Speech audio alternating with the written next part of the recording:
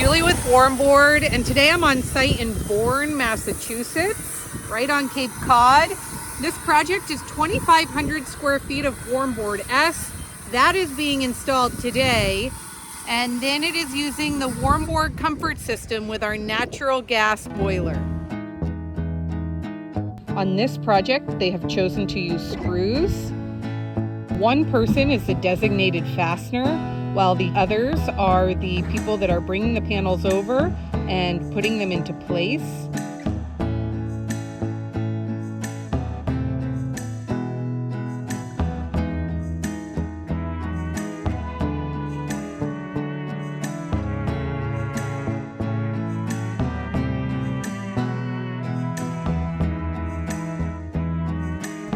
We've been here for about 45 minutes working on this install, and they're already well underway on their second row. With the learning curve behind us, the deck on this project will be finished by the end of the day.